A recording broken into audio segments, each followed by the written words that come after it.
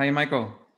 Today's question says, in relation to surrender, a friend asks you the following question. Can it be useful and intelligent to plan and set goals and objectives on this path if one is able to surrender the results to Bhagavan, or is it a contradiction?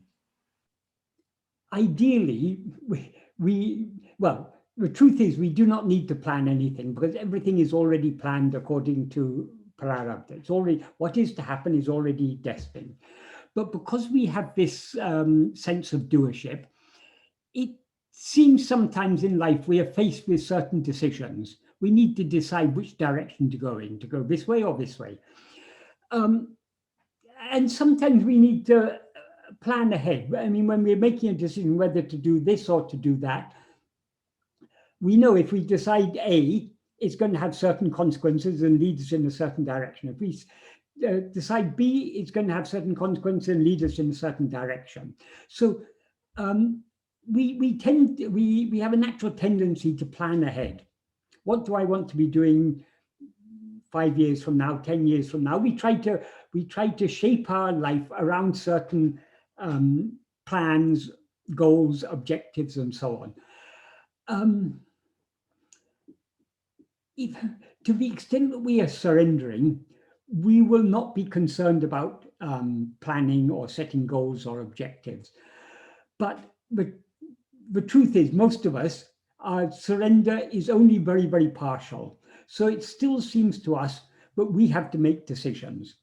Actually, the decisions have already been made. What is to happen is to happen. Even the actions we are to do, in order to enable what is destined to happen, we will be made to do those. So the truth is,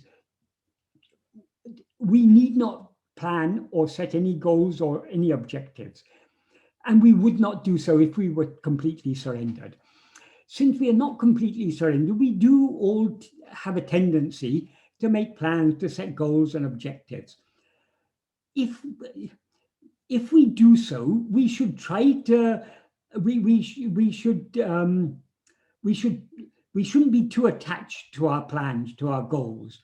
That is, okay, I think it's good. Supposing, for example, we think it would be good for us spiritually if we were to go and live in Tiruvannamalai.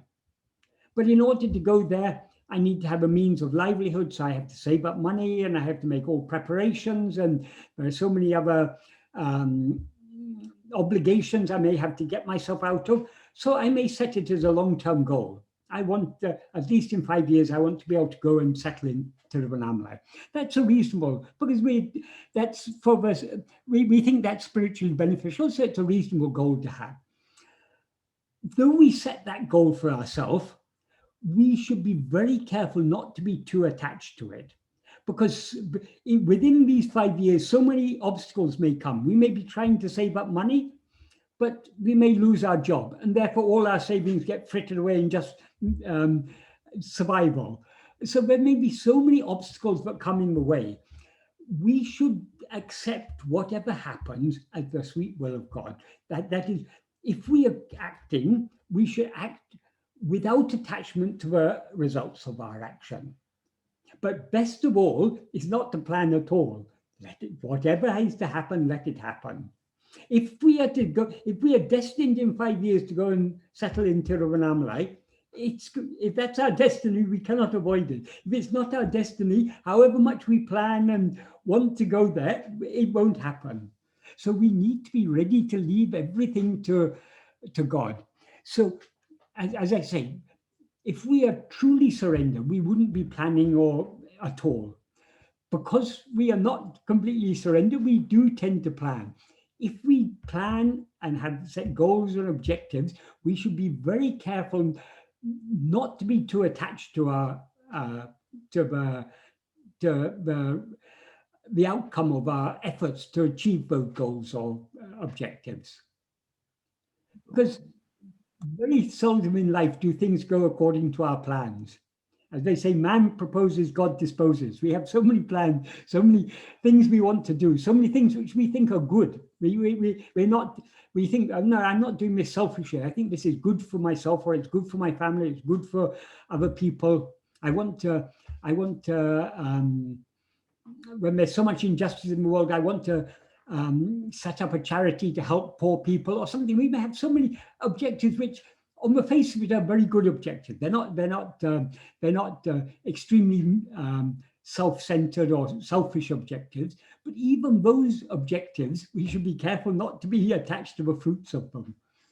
And we ideally, Bhagavan says, we shouldn't be overly concerned about what is happening in the world, because whatever is happening in the world is all happening according to the divine plan. We should leave it to that higher power that has ordained all this, leave it to that power to take care of these things.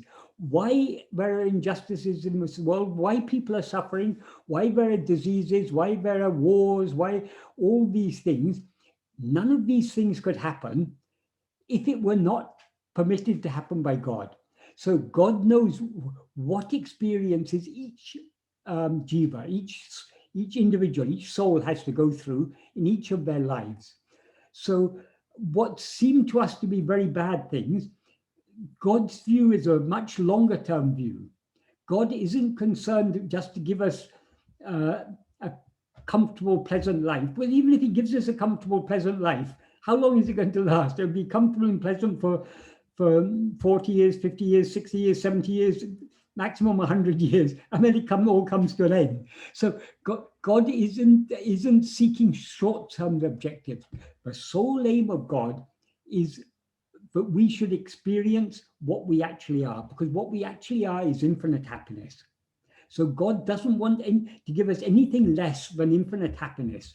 So if in the course of that, it's necessary for us to undergo certain hardships or difficulties or sufferings or whatever, that's all part of the divine plan. But the ultimate goal of the divine plan is that we should be brought to a stage where we are willing to surrender ourselves completely. Because only when we surrender ourselves completely will we experience ourselves as we actually are, and thereby experience ourselves as the infinite happiness that we actually are. Nothing less than that will satisfy us. Nothing less than that will satisfy God. Yeah, sure. Yeah. But Michael, while in the way, we're still in the way of that. In the meantime, I mean, it would be like a good advice to have an attitude of like the Buddhist middle way that the Buddhists talk about, like that understanding of practical life in which you avoid the extremes, both extremes, self-denial, self-indulgence, or I mean, in regards to sex, for example, we have talked about before, or regards to the food we eat, or the decisions we made, the planning, and so on. Though Bhagavan didn't say that explicitly, I think we can understand from his teachings. But like Bhagavan sometimes described his path, he said this is a gentle path. Like if a cow has run away from its shed, other spiritual paths are like running after it with a stick, trying to chase it back into its whereas this path of self-investigation and self-surrender, this is a gentle path, like cajoling the cow back, tempting the cow back to its shed by showing a bunch of fresh green grass. So Bhagavan recommends that Bhagavan knows the nature of the mind. He knows we all have strong Vishaya vasanas. And the only way to overcome these vasanas is to slowly wean our mind off them by turning within. There is a verse of Bhagavad Gita, which Bhagavan has translated into Tamil, one of the 42 verses that he selected from Bhagavad Gita. In Sanskrit, it begins sane sane. Sane sane means gradually, slowly, gently. And Bhagavan translated that as mella mella.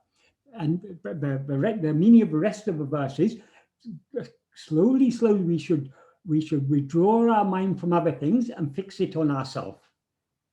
So we have to, it's by patient perseverance that we succeed in this path. And we have to be gentle with ourselves. If we try and force ourselves to do anything,